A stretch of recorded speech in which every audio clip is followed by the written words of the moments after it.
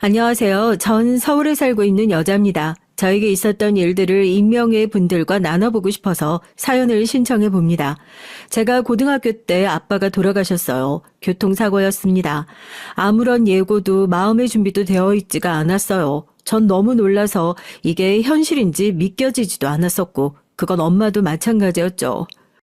아니, 어떻게 사람이 한순간에 이렇게 갈 수가 있어. 이건 아니지. 이건 말도 안 되지. 석훈이 아빠, 얼른 눈 좀 떠봐. 정말 이렇게 가는 거야? 이럴 수는 없어. 엄마는 엉엉 우시면서 병원 사람들을 붙잡고 아빠를 살려달라며 울부짖으셨어요. 이렇게 허무하게 한순간에 가버려선 안 될 사람이라고 하시면서 제발 도와달라고 외치며 우시던 엄마의 모습 앞에서 전 숨을 죽이고 흐느꼈습니다. 그때부터 가슴이 막 옥죄듯 아파왔고 아빠가 정말로 돌아가셨다는 게 서서히 실감이 났던 것 같습니다. 제 위로 오빠가 하나 있는데요. 아빠가 돌아가셨을 때 오빠는 군 복무 중이었어요. 그랬기 때문에 더욱 갑작스러운 이별을 오빠는 받아들이고 인정하기 어려워했습니다. 작별 인사도 한마디 못 나눴는데 어떻게 아빠를 보내드려. 난 이런 거 인정 못해. 그때 오빠가 완전히 넋이 빠져 있었는데 그 모습을 보면서 전 너무 가슴이 아팠고 걱정도 함께 됐어요. 오빠는 성격이 조용하고 차분한 사람이었습니다. 어렸을 때부터 원래 그랬어요. 타고난 성격이었죠. 그리고 이런 성격은 장단점이 확실히 있었습니다. 오빠는 주변에서 음침하다, 사회성 없다, 친근하지 못하다고 사교성이 부족하다, 이런 평가를 옛날에 좀 받았었거든요. 안타깝게도 어릴 적에 주변 친구들을 잘못 뒀던 것도 한 몫을 했다고 생각합니다. 오빠가 만약에 배려심 좋고 마음씨가 좋은 친구들을 만났었더라면 서로 잘 어울리면서 잘할 수 있었을 텐데요. 하필이면 자기보다 약한 친구를 보면 괴롭히고 골려주고 싶어하며 서열 정리를 하려고 드는 악동 기질의 친구들이 그 당시 주변에 많았었던 거예요. 그런 아이들의 눈에 제 오빠 같은 성격은 새님으로만 보여서 괴롭히기 좋고 먹잇감으로 여겨졌겠죠. 사실 오빤 단지 워낙 내성적이라서 활발하지 않았을 뿐이고 운동에도 큰 흥미가 없었고 몸으로 부딪히며 노는 것보다 가만히 자리에 앉아서 노는 걸 좋아했던 것뿐이었어요.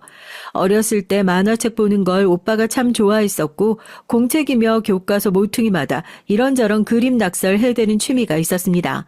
한창 왁자지껄하게 떠들면서 노는 성장기의 개구쟁이들 사이에서 오빠가 그저 아주 조금 유별났던 것뿐이에요. 손가락질을 당하고 놀림을 받았던 오빤 기어이 중학교 때 본격적으로 왕따를 당하기에 이르렀습니다. 사실 오빠가 왕따를 당했다는 걸 가족들은 몰랐어요. 오빠가 중학교를 졸업하기 직전에 정말 우연히 알게 됐었던 것뿐이에요. 그때 오빠가 중학교 재학 3년 내내 왕따를 당했다는 사실이 처음 드러났고 온 가족이 깜짝 놀라서 말문이 다 막혔었죠. 우리 아들이 그동안 계속 학교에서 따돌림을 당해왔단 소리야? 이런 나쁜 것들, 천하의 못된 것들. 내가 그것들 가만 안 둘 거야. 당장 학교 가서 정식으로 따져 물어야지. 절대로 그냥은 못 넘어가. 엄만 너무 가슴 아파하셨고 오빠가 다니던 중학교에 가서 싹 다 뒤집어 엎겠다고 그러셨죠. 하지만 끝내 그러지 못하셨는데 그건 오빠가 전적으로 엄마를 말렸기 때문입니다. 엄마 됐어요. 필요 없어요. 이미 다 지난 일이잖아요. 고등학교 가면 다 안 볼 애들이에요. 그러니까 제발 가만히 계세요. 그게 바로 절 도와주시는 길이에요. 이제 와서 엄마가 나서면 저만 쪽팔리고 곤란해진다고요. 그러니까 제발 좀 가만히 계세요. 그때 오빤 진심으로 너무나도 간절하게 엄마를 만류하고 있었습니다. 그 모습을 보고 가족들이 다 숙연해졌었죠. 엄만 참담한 심정으로 어차피 이미 다 끝난 중학교 생활을 조용히 마무리 짓고 싶어하는 오빠의 의견을 따라주겠다고 하셨고요. 옛날에 부모님의 바쁜 맞벌이 생활 등을 이유로 오빠가 시골 할머니 댁에 가서 지냈던 적이 있었어요. 오빠가 5살 때부터 초등학교 입학 직전까지 2년 반 정도를 할머니와 살았었는데요. 할머니께선 혹시 그때 당신이 손자를 잘 못 돌봐서 그 탓으로 오빠의 성격이 소심해진 것일까봐 얼마나 자책을 하셨던지 모릅니다. 속상하시다며 부모님과 통화를 하시면서 자주 우셨던 걸 전 알고 있었죠. 그게 왜 어머니 탓이에요? 절대 아닙니다. 그러니까 어머니 자꾸만 그렇게 미안하다고 하지 마세요. 그때 석훈이를 어머니가 맡아주셔서 얼마나 감사했는데요. 아빠는 절대 할머니의 잘못이 없다고 당연한 말씀을 해주셨고요. 또한 오빠한텐 기죽을 거 없다고 얘기를 건네주셨던 분입니다. 석훈아, 네가 주눅들 이유 하나도 없다. 넌 그냥 너 자체로도 아주 괜찮은 놈이야. 남들이 뭐라고 하든 신경 쓰지 말고 넌 너의 길을 가면 돼. 고등학교 생활을 앞두고 많이 긴장하고 있던 오빠를 다정하고도 강인하게 위로해 주시며 응원해 주셨던 아빠였어요. 사실 아빠가 더 옛날엔 오빠를 나무라고 혼내기도 하셨었죠. 사내 녀석이 자꾸 그렇게 소심하게 굴어서 어디 쓰겠냐며 어깨 당당히 펴고 할 말도 자신감 있게 큰 목소리로 하고 다니고 자꾸 집에만 있으려 하지 말고 밖에 나가서 공놀이도 하고 친구들도 가리지 말고 여러 사귀고 다녀야 하는 거라면서 잔소리를 하셨었고요. 하지만 오빠가 중학교 내내 왕따를 당했다는 걸 알게 되셨던 후로 아빠가 너무 가슴 아파하셨으며 당신이 하셨던 모든 잔소리를 다 후회하셨습니다. 앞으로는 그러지 말아야겠다. 자식에게 너그럽고 인자한 아빠가 돼서 버팀목으로 거듭나겠다고 그러셨었고요. 그 후로는 오빠를 무조건적으로 품어주시고 이해를 해주셨던 아빠였어요. 그랬던 아빠가 너무나도 갑작스레 곁을 떠나셨던 겁니다. 마음의 준비도 전혀 안 되어 있었는데 말이죠. 오빠가 받았을 충격과 허탈감은 컸어요. 솔직히 말해서 나도 나고 너도 너지만 아무래도 네 오빠가 가장 힘들 것 같아서 걱정이다.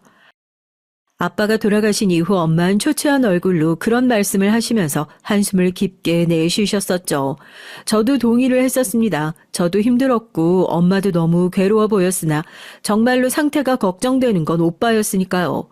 오빠가 정식으로 너무 힘들어하면서 못 버틸까봐 그게 겁이 났던 엄만 억지로 힘을 내서 일상을 잘 살아가는 척 하셨던 거예요. 일부러 기운이 잔뜩 나시는 척 굴었고요.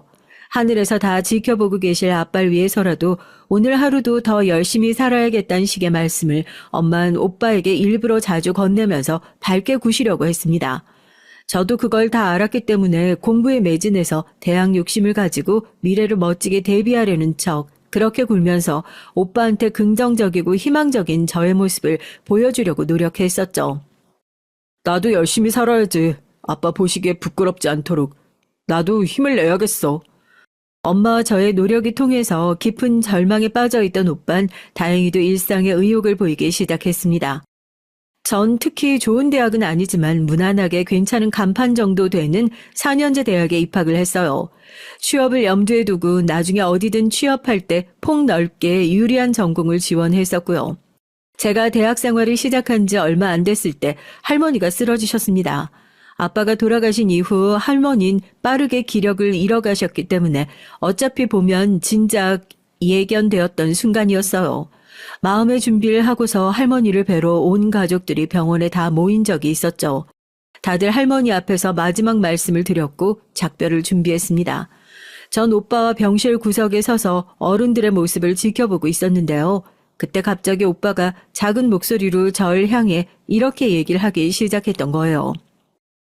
사회에 나가야 하는 건 아는데 너무 두렵고 겁이 난다.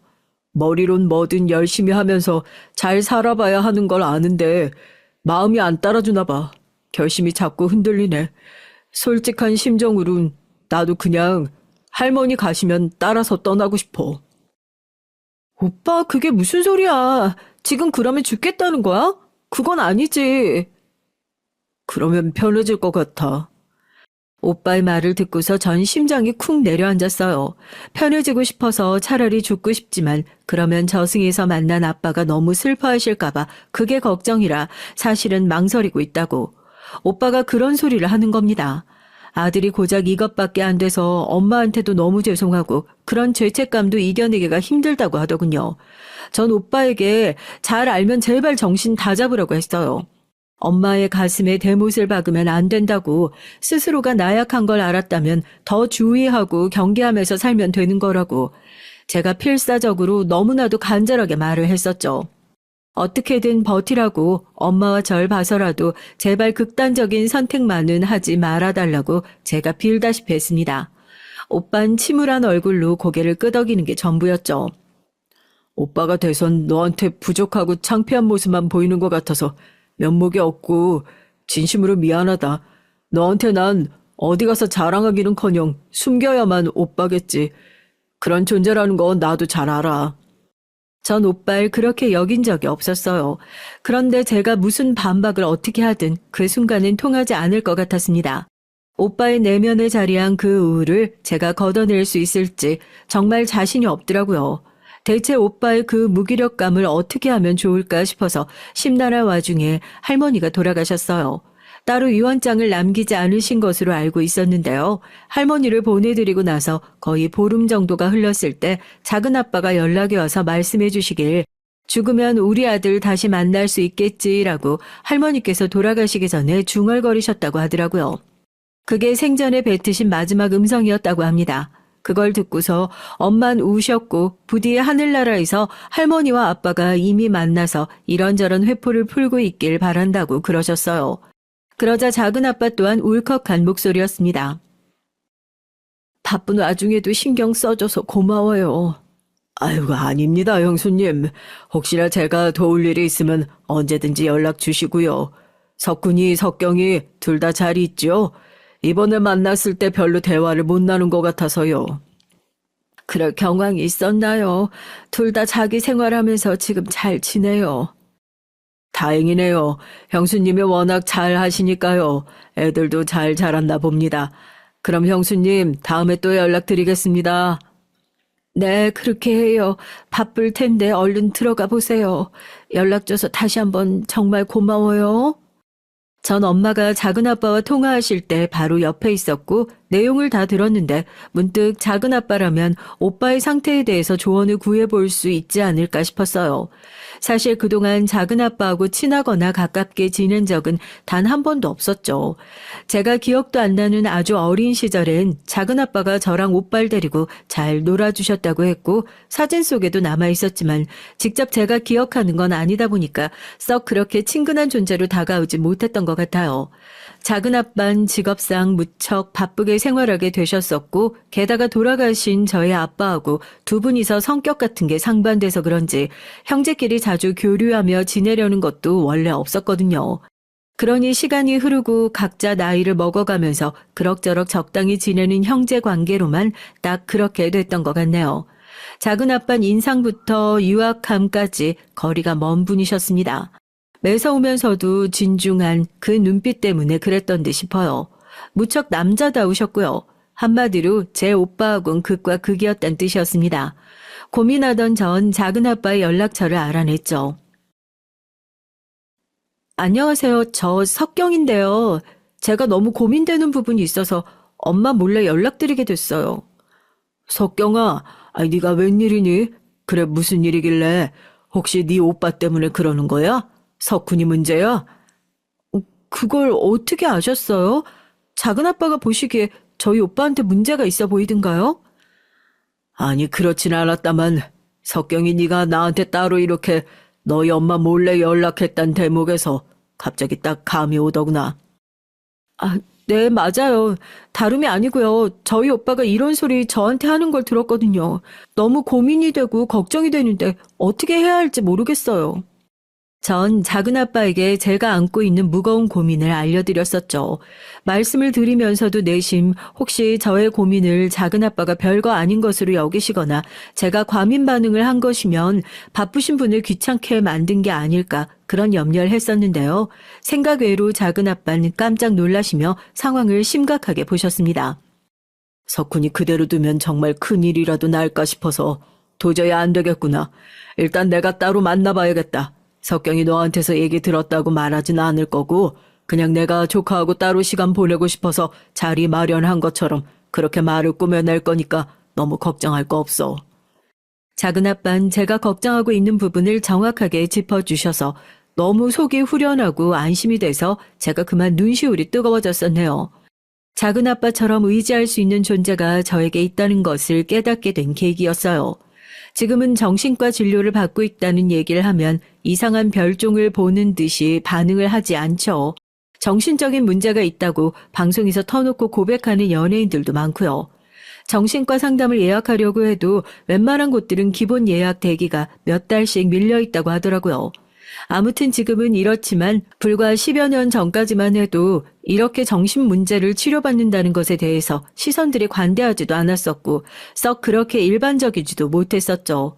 그래서 저도 오빠한테 문제가 있다는 걸 인지했으면서도 정신과와 연결 지을 생각을 못했던 것 같아요. 하지만 작은 아빠는 당신의 조카를 따로 만나고 심도 깊은 대화를 나눠보신 끝에 이건 단순히 마음가짐 달리하는 것만으로 해결할 수 없는 상태라는 걸 눈치채셨고 전문적인 정신과 상담과 약물 치료를 받을 수 있도록 오빠를 도와주셨습니다. 작은 아빠가 아니었다면 진심으로 그 당시에 오빠를 적절한 치료로 이끌지 못했을 것이고 끝내 어쩌면 오빠를 잃었을지도 모르겠다는 생각이 이후로도 종종 들었더랬죠. 오빠는 원래 타고난 성격, 성향도 그렇지만 예민한 사춘기 시절에 조직적으로 왕따당했던 것에 후유증이 컸으며 그걸 완전히 극복해내지 못한 상태에서 많이 의지하고 있던 대상인 아빠가 한순간에 떠나버리자 극도의 무력감에 빠졌던 것이라고 의사는 그렇게 봤습니다. 한마디로 삶을 살아가는 게 오빠한테 더 이상 별다른 의미도 없고 그저 고통뿐이었던 거예요. 깊은 우물에 빠져있던 오빠는 꾸준한 상담을 통해서 긍정적으로 자기 자신을 바라보기 시작했고 처방약도 빼놓지 않고 복용했어요. 무엇보다 작은 아빠의 권유로 운동을 시작했습니다. 예로부터 건강한 신체에 건강한 정신이 깃든다고 했다. 햇빛을 쐬면서 달리기만 해도 꾸준히 해낸다면 분명히 정신도 맑아질 거야. 작은 아빠가 적극적으로 권유를 해주시자 오빠는 마지못해 매일 시간을 정해두고 그때가 되면 집 밖에 나가서 공원을 돌았어요. 그리고 의사는 그게 효과가 있다면서 정말 잘했다고 말을 해줬고요. 처음에 오빠가 정신과 진료를 받는다는 걸 아셨을 때 엄만 거의 넋을 놓으셨었죠. 아들이 정신병이라니 이걸 어쩌면 좋냐고 하시면서 하늘이 무너지는 것 같다고 하셨죠. 그치만 작은 아빠가 눈이 아프면 안과를 가고 소화가 안 되면 내과를 가는 것처럼 정신이 아프면 정신과를 가는 것뿐이라고 정말 담백하게 말씀을 해주셔서 엄마가 보다 차분하게 상황을 받아들이실 수 있었던 것 같아요. 저 또한 마음이 놓였었고요. 오빠는 짧은 기간 안에 상태가 좋아지지 않았습니다. 시간이 걸렸고 아무도 그런 오빠를 채근하지 않았으며 기다려줬습니다. 그 기다림의 시간이 각자 자기 자신을 위한 시간이기도 했었던 것 같아요. 엄마도 저도 각자의 정신 상태가 어떠한지 처음으로 진지하게 생각을 하게 되면서 자아성찰을 하게 됐었거든요. 좀 더 건강한 정신으로 위태롭지 않게 살아야겠다는 마음도 먹게 됐고요. 결론적으로 가족이 모두 한 단계 앞으로 성장해 나가는 과정이었다고 생각합니다. 전 대학을 졸업하고 나서 제법 탄탄한 중소기업에 들어갔는데요. 처음엔 그냥 원래 사회생활이 다 어렵고 직장 생활이라는 게 힘든 거겠지 싶어서 꾹 참았었죠.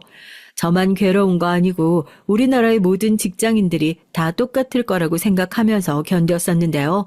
입사한 지 6개월째에 대학 동기 2명과 만났어요.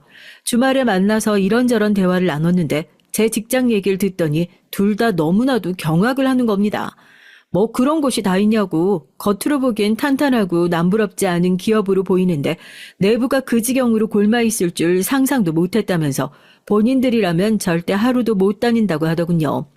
없는 얘기를 지어낼 인물들은 아니었기에 전 제가 첫 직장이라서 객관적인 판단력을 갖추지 못했고 그런 상태에서 잘못 휘둘려주고 있었다는 걸 깨닫게 됐죠. 내부의 안 좋은 체제를 신입인 저한테 들이밀면서 윗대가리들이 소위 갑질을 했었던 겁니다. 다른 회사들은 근무 체계가 어떻게 돌아가는지 인맥을 동원해서 물어보기 시작했고 인터넷에서 검색도 해봤어요. 제가 다니는 곳이 정말로 이상한 게 맞았고 무엇보다 제가 이젠 애정이나 미련이 없었습니다. 당장 사표를 냈었네요. 그러자 윗대가리가 저한테 해댄 소리가 기가 막혔어요. 어이, 석경씨, 뭘 믿고 이렇게 갑자기 그만둔대? 나가면 본인만 손해야. 지금 본인 수준에 우리 회사 들어온 게 애초에 엄청난 행운이었다는 걸 모르나 본데 나가서 땅 치고 울면서 후회해봤자 그땐 늦어. 저를 비웃으면서 아주 깔보더라고요. 그래서 제가 이렇게 말씀드렸죠. 아, 괜찮아요. 직장 못 잡고 아르바이트를 다니게 되더라도 여기에서 썩는 것보단 나을 것 같습니다. 저 걱정해 주신 말씀이니까 새겨듣진 못하더라도 감사한 마음은 가지고 있을게요. 그러자 다들 깜짝 놀라서 아주 경악을 하면서 절 쳐다보더군요. 똥이 무서워서 피하나요? 더러워서 피하죠? 저도 그런 생각으로 신입의 자세를 가지고 그동안 철저하게 저 자세로 굴었을 뿐인데 제가 아무 성질도 없는 줄 다들 알았나 봅니다. 모두가 넋이 나가 있었죠. 덕분에 마무리는 속 시원하게 할 수 있었고요. 전 괜히 간판만 따졌다가 저에게 맞지도 않는 옷을 입게 될 수도 있다는 교훈을 얻었으므로 저에게 업무 환경이 잘 맞는 것 같은 곳들을 추려서 면접을 보고 다녔습니다. 그리고 놀랍게도 합격한 곳들 중에서 가장 규모가 작은 곳에 전 입사를 했답니다. 아담한 곳의 격리 일이었는데요. 소규모였지만 그에 비해 매출은 높았고 게다가 꾸준히 성장세를 이뤄가며 상승 곡선을 그리고 있던 곳이었거든요. 재직자들이 모두 자기 자리에서 최선을 다하고 있으며 회사가 올바른 방향으로 잘 나아가고 있다는 증거로 보였고요. 면접 당시에 둘러봤으니 얼핏 느끼기에도 분위기가 아주 편안했었습니다. 제가 작은 곳으로 들어간 것을 엄마는 아무렇지 않아 하셨고 제가 만족하면 그것으로 된 거라고 말씀해 주셨어요. 오빤 제가 금세 일자리를 새로 구한 것만으로도 정말 대단하고 멋지다고 말을 해줬고요. 본인의 일상을 의연하게 살아가고 있는 것만으로도 전 참 오빠가 좋아 보였네요. 제가 새로운 일자리를 얻었을 무렵 오빤 결혼 얘기를 꺼냈습니다. 정신과 치료를 받으면서 조금씩 내면의 안정을 찾아가고 있었던 오빤 편의점 아르바이트를 시작했었는데요. 거기서 새언니를 만났습니다. 새언니는 그 편의점의 유일한 정직원으로 점장이었거든요. 서로에게 일을 알려주고 배우고 그렇게 하다가 점차 가까워졌다고 하더라고요. 새언니가 워낙 싹싹하고 배려심이 좋은 사람이었어요. 오빠가 스스로 부족하다고 여기는 부분들도 새언니는 뭐든 장점으로 여겨줬어요. 오빤 새언니 덕분에 인간관계나 사회생활 자체에도 용기를 많이 얻게 되었던 거예요. 돈을 조금 더 벌 필요가 있겠다고 판단한 오빤 편의점 아르바이트 일을 그만둔 뒤에 대형 서점의 직원으로 취직했습니다. 주로 재고 정리와 진열을 했는데 오빠의 적성에 딱 맞는다고 했었네요. 같은 일터에서 보다가 떨어지게 되자 오빠와 새언니는 서로에 대한 감정을 깨달았고 그 후로는 일사천리였어요. 엄만 새언니 같은 며느리라면 100번이고 1000번이고 무조건 쌍수 들어서 환영이라고 하시면서 눈물까지 글썽이셨고요. 우리 석훈애하고 결혼한다고 해줘서 정말 고마워. 어머님, 저야말로 절 이렇게 반겨주셔서 감사합니다. 제가 많이 부족하더라도 예쁘게 봐주시면 항상 노력하고 발전하는 며느리 될게요. 세상에 이런 며느리가 생기다니. 우리 석훈이가 이런 짝을 만나다니. 하늘에서 다 지켜보고 있을 그 양반이 지금쯤 무척이나 흐뭇해하고 있을 거야. 틀림없어. 엄만 분명히 하늘나라에서 아빠가 다 지켜보시곤 기뻐하실 거라고 말씀하셨어요. 그 얘기를 듣자 저도 오빠도 눈가가 뜨거워져서 아주 혼났습니다. 엄마와 새언니가 고부관계의 첫 시작을 아름답게 장식하는 것을 보면서 저도 이 다음에 결혼을 하게 되면 저런 모습의 주인공이 되고 싶다는 생각을 했었답니다. 결혼한 여자들한테 가장 관건인 게 시어머니라고 하잖아. 나도 시어머니 되실 분하고 서로 잘 통했으면 좋겠다. 우선 내가 며느리 노릇 잘할 마음의 준비가 되어 있는 사람이니까 웬만하면 무조건 시어머니 되실 분하고 첫 단추는 무난하게 잘 끼울 수 있겠지? 잠시 미래를 상상해봤던 저였네요. 새언니는 생활력이 좋았고 뭐든 야무지게 해냈고 성격이 기본적으로 활발했기에 오빠가 항상 긍정적인 기운을 받는 것 같았어요. 무엇보다 편의점에서 같이 서로를 겪어봤기에 서로를 향한 이해와 배려가 두 사람은 기본적으로 있는 것 같았고요. 엄마는 새언니를 너무나도 마음에 들어 하셨고 며느리를 위해서 계절마다 김치를 하시는 시어머니로 거듭나셨답니다. 전 그런 엄마의 모습을 보면서 오빠의 결혼으로 엄마가 새로운 일상의 활력을 찾으셨음을 깨달을 수 있었어요. 오빠가 결혼을 한 것은 인생의 이막을 연 것이었고 새로운 가정이 탄생한 것이었죠. 그것이 엄마로 하여금 인생에서 새로운 의미를 찾도록 만들어주었던 거예요. 오빠는 항상 스스로를 부족한 아들이자 모자란 오빠라고 생각을 해왔지만 결국 제대로 효도를 해냈고 동생인 제 눈에 아주 번듯하고 멋진 오빠로 보이게 됐으니 대기만성형 인물이었나 보더라고요. 온통 울적해 보이고 툭 치기라도 하면 바로 쓰러질 것처럼 위태로웠던 과거의 오빠였건만 이제 그때를 떠올리는 게 오히려 점점 어색해지고 있었습니다. 사람이 저렇게 점점 더 좋은 방향으로만 나아질 수도 있구나. 결혼이 저렇게 좋은 영향을 줄 수도 있구나. 이런 것들을 전 오빠를 보면서 느끼게 됐었죠. 결혼 1년 만에 오빠와 새언닌 임신 소식을 밝혀왔습니다. 산부인과에서 아직 성별 확인은 안 됐다는 얘기를 기쁘게 전하는 두 사람을 보면서 엄만 감격하셨고 전 가슴이 벅차서 박수를 쳤어요. 아들이든 딸이든 그런 건 아무 상관없고 그저 건강하게만 태어나주면 바랄 게 없다. 내가 살다 보니까 할머니가 되는 날도 오는구나. 기분이 너무 좋네. 세상에, 이게 꿈이니 아니면 생시니. 엄마가 소감을 말씀하실 때마다 옆에서 전 계속 고개를 끄덕이고 있었네요. 행복하고 안정되어 보이는 오빠와 새언니의 모습은 천생연분처럼 보였습니다. 세상의 잣대로 판단하자면 각자가 완벽하지 않을진 몰라도 서로에게만큼은 가장 완벽한 존재 같더라고요. 그게 참 멋지게 다가왔어요. 제가 결혼을 결심하게 된 것에 있어서 두 사람의 영향이 없다고는 농담으로라도 거짓말을 못하겠네요. 예비 신랑을 만난 게 봉사 현장이었기 때문에 더욱 인상이 좋았죠. 그때 예비 신랑은 회사 차원에서 몇 직원들과 함께 봉사를 나와 있었는데 당시에 전 그 모습을 보면서 스스로 봉사를 자원하는 멋지고 선한 남자라는 걸 느꼈고 확 끌렸어요. 저도 모르게 예비 신랑에게 계속 후한 가산점을 주면서 좋은 남자라고 판단을 했던 걸 보면 처음부터 반했던 것 같아요. 잘해보고 싶으니까 호감을 가지고 바라보게 됐던 거예요. 제가 슬그머니 호감을 표하자 예비 신랑은 본인에게 여자친구가 없다는 사실을 흘리더라고요. 상대도 저와 잘해볼 마음이 있다는 걸 그렇게 알게 됐고 그 다음부턴 제가 먼저 직진을 하면서 연애까지 이끌었답니다.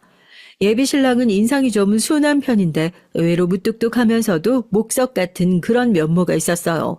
약간 숫기가 없다고 할까요? 하지만 오히려 전 너무 노련하고 잘난 것보단 차라리 그렇게 의외의 구석을 지닌 게 더욱 매력적으로 보였습니다.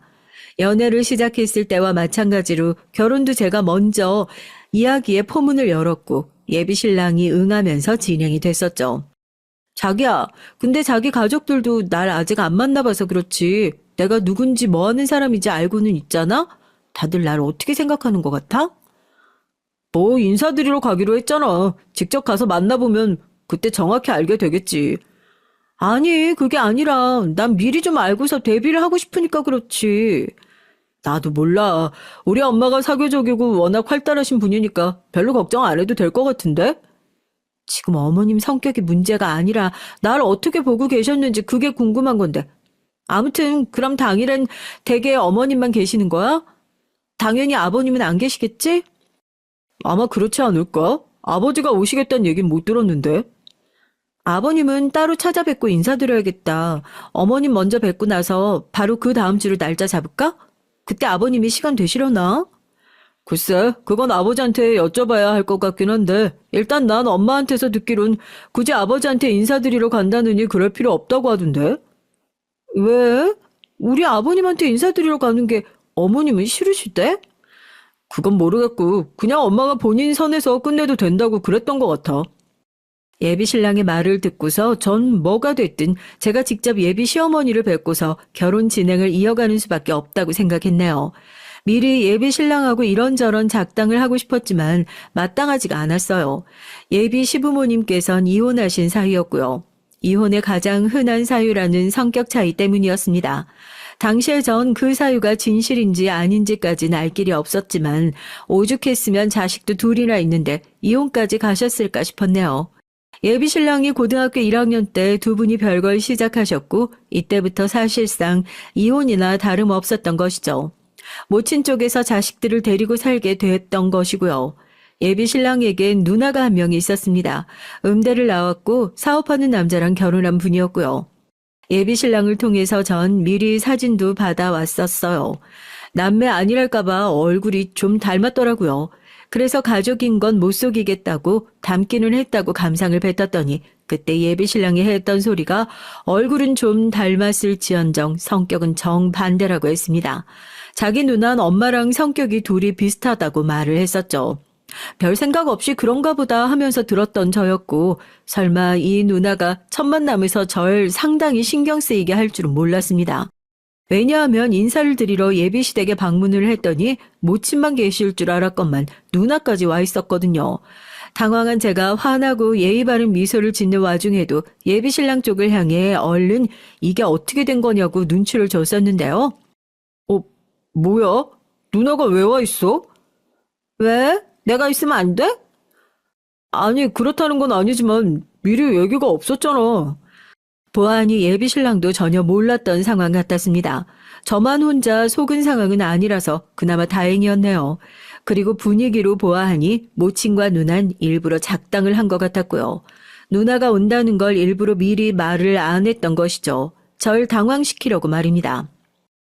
하나뿐인 동생이 결혼할 여자 데리고 온다는데 누나로서 관심 안 가질 수가 있어야지. 너 고마운 줄 알아. 내가 사람 보는 눈 까다롭고 정확한 거 알지? 그리고 여장 같은 여자끼리 보는 게 더 확실해. 내가 특별히 너 위해서 나서준다. 누나 역할 톡톡히 해줄게. 누나 쪽은 호탕하게 웃어댔고 그 옆에서 모치는 흐뭇하게 고개를 끄덕이고 있었습니다. 예비 신랑은 떨떠름한 기색이었지만 그다지 싫은 것 같지는 않아 보였고요. 그 가운데서 저만 꿔다 놓은 보릿자루가 되어서 어색함에 몸둘 바를 모르고 있었네요. 솔직히 결혼 인사를 드리러 간 자리에서 예비 시누이가 저런 반응을 보인다면 환영하고 좋아할 여자가 몇이나 될까요? 그런 여자가 지구상에 있기나 할까요? 저도 기분이 좋지는 않았지만 그래도 좋은 게 좋은 거라고 여기면서 해사한 미소를 유지했습니다. 전 한 끼 식사를 함께하는 자리라고 그렇게 들었기에 당연히 건아하진 않아도 제법 차려진 밥상을 떠올리고 갔던 거였거든요. 그런데 커피와 떡, 빵 이런 것들이 차려진 다과상이었어요. 부담스럽지 않게 이 정도 즐기는 게 서로 좋죠? 안 그래요? 아, 네, 어머님. 저도 이런 거 되게 좋아해요. 어머, 그런가? 잘 됐네. 벌써 어머님 소리 들으니까. 내가 벌써 며느리 둔 것 같고 막 기분이 그렇네. 제가 너무 섣불렀나요? 어떻게 불러드려야 될지 몰라서요. 아니, 어머님이라고 부르는 게 맞지. 아버님이라고 부를 순 없잖아.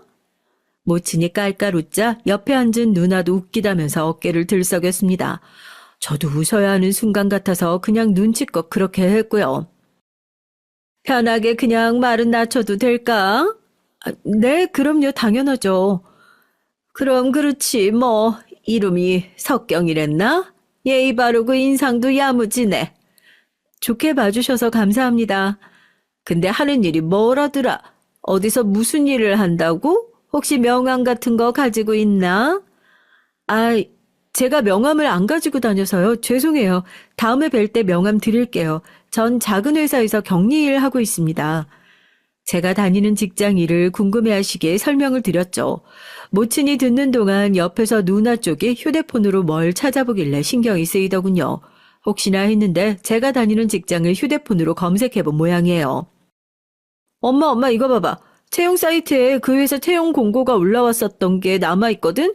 회사 규모랑 평균 연봉 이런 게 나와 있는데 여기 회사 수준이 너무 초라한 것 같다. 그 누나가 아무리 작게 속삭여봤자 테이블 하나를 고작 사이에 두고 있는데 저에게 그게 안 들리겠나요?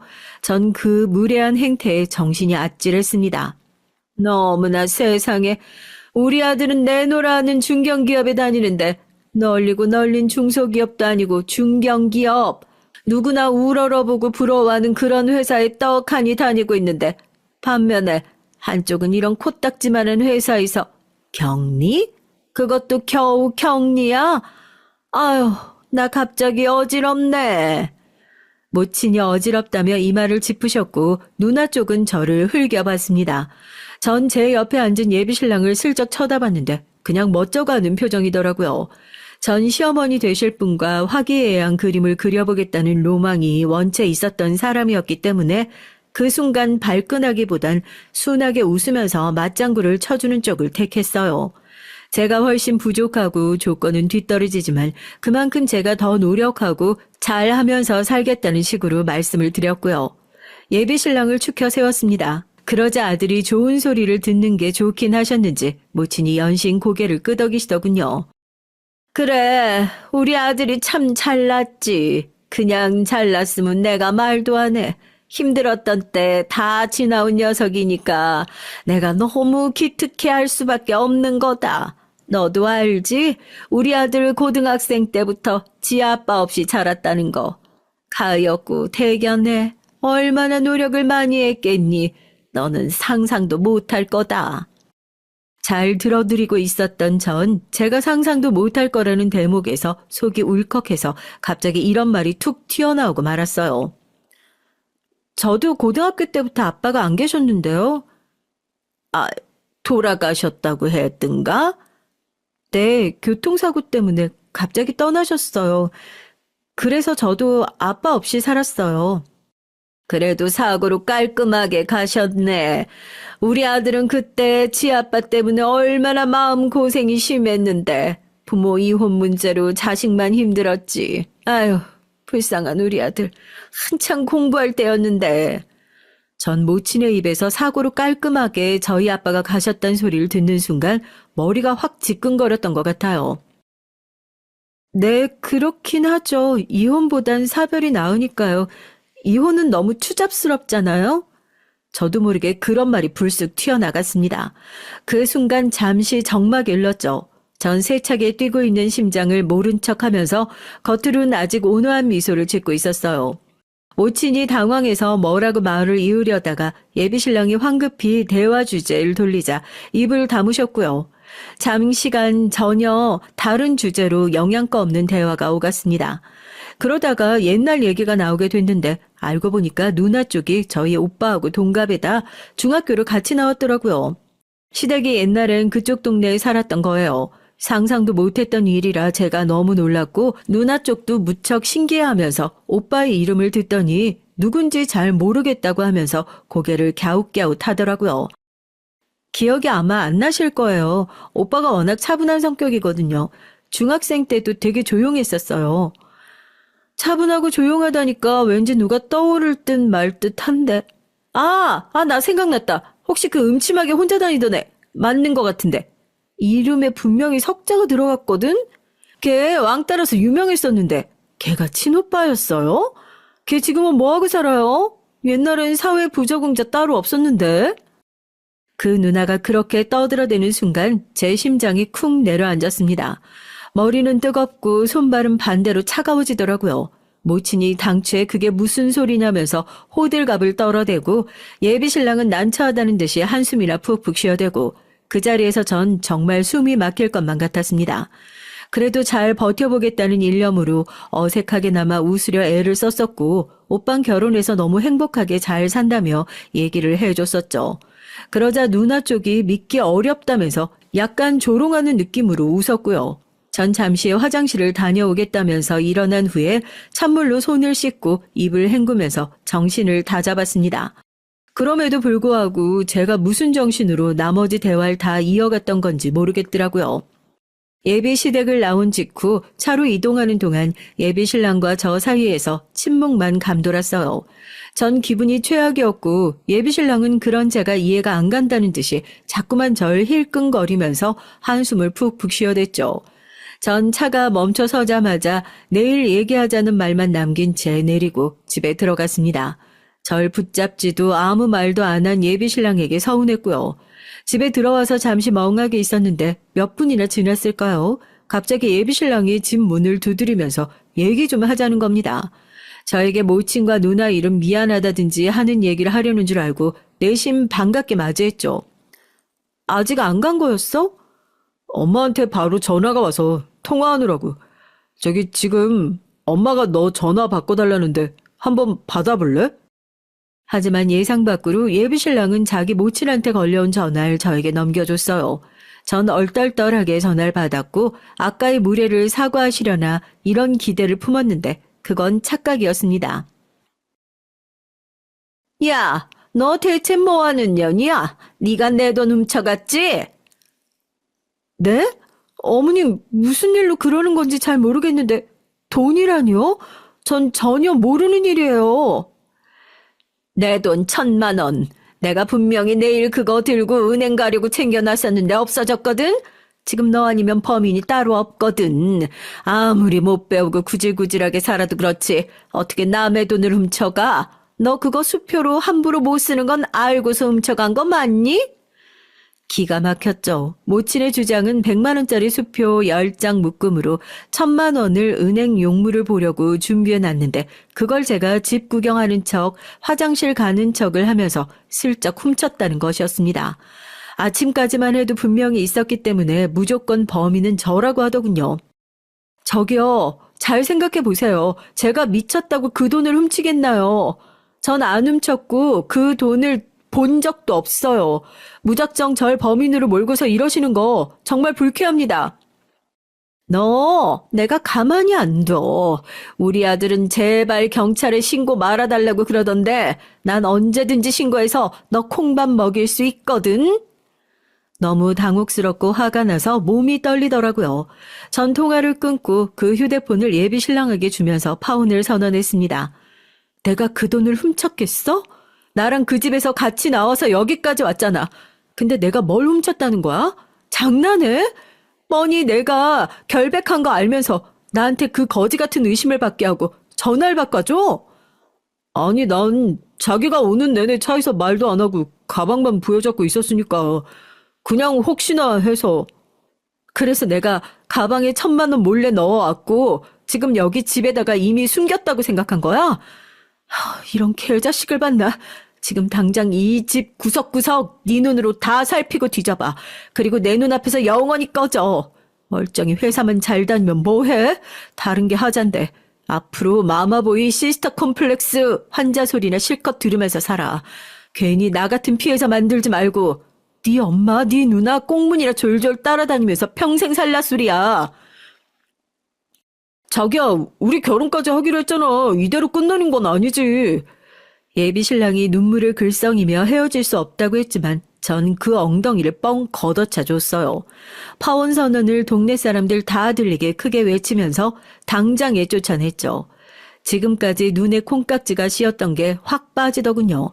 제가 너무 모욕적인 일을 겪었던 것이 상처가 됐고 이걸 해결하지 않고서 살아가면 제 자신이 찜찜할 것 같아서 고민하다가 작은아빠에게 연락을 드렸어요. 조심스레 상황을 말씀드리자 무척 황당해하시면서 핵심부터 짚어주셨습니다.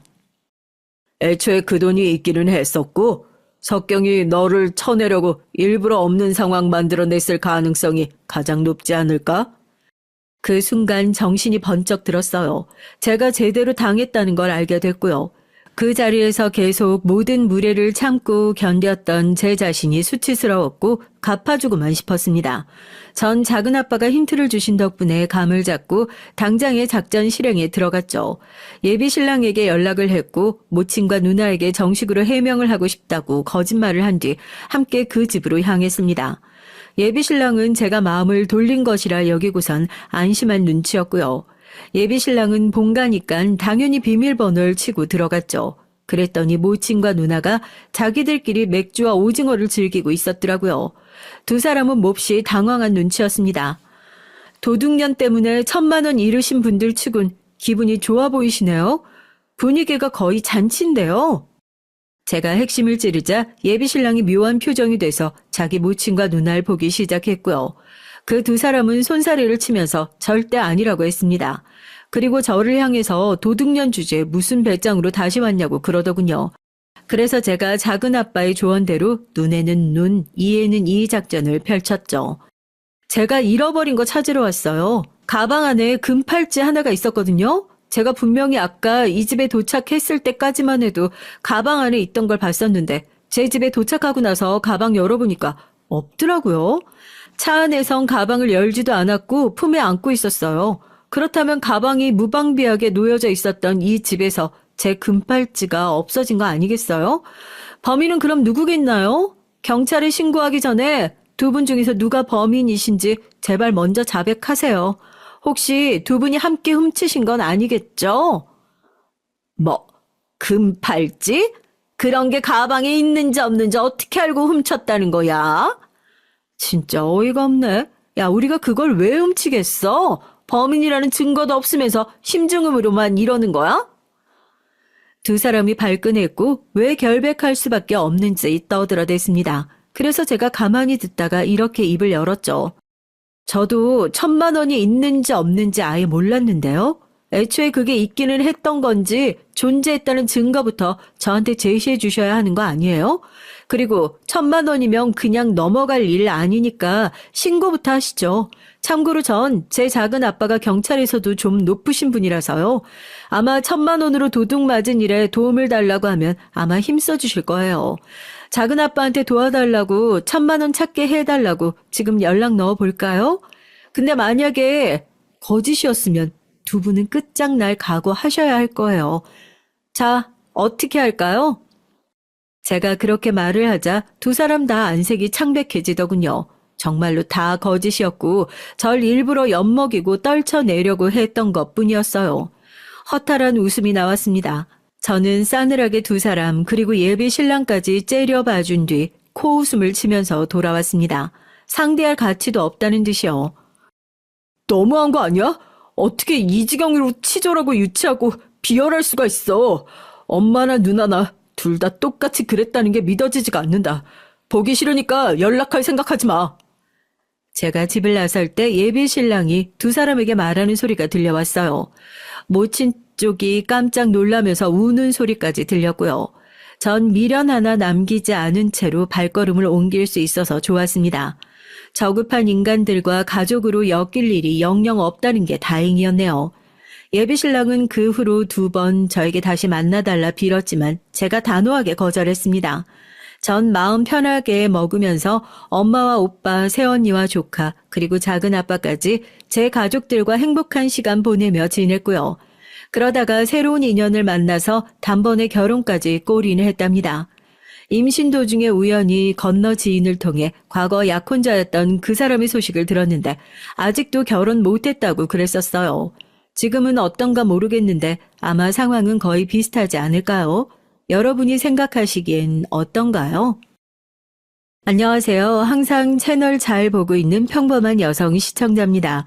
채널에 올라오는 기가 막힌 사연들을 볼 때마다 세상의 상식 이하의 사람들이 이렇게나 많구나 싶었는데 저한테도 이런 일이 일어날 줄은 정말 몰랐어요. 제겐 부모님이 계시지 않습니다. 정확히 말하자면 아버지께선 제가 2살 때 돌아가셨고 어머니께선 16살 때 돌아가셨어요. 두 분 다 교통사고로 세상을 떠나셨고 전 그래서 지금까지도 차 타는 걸 무서워합니다. 아버지께선 비 오는 날 밤에 뺑소니 사고를 당하셨어요. 범인은 찾지 못했고 아버지께서 돌아가신 후로 어머니께선 혼자 절 키우셨습니다.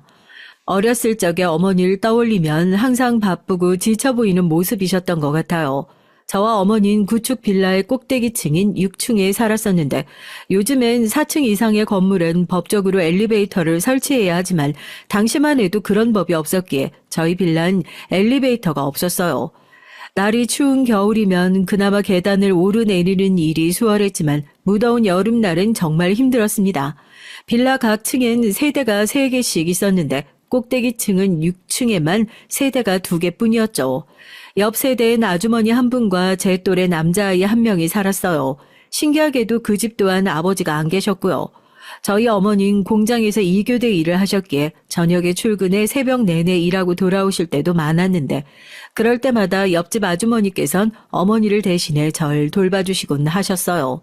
어머니는 그런 아주머니께 매번 신세를 지는 것이 죄송해서 매번 저를 찾으러 오실 때마다 떡이며 과자며 손에 뭐라도 들고 오셨고 아주머니께서는 서로 어려운 처지에 이 정도 돕고 사는 것이 뭐가 어렵겠냐며 부담되니까 이런 거 그만 가져와도 된다 손사리를 치셨습니다.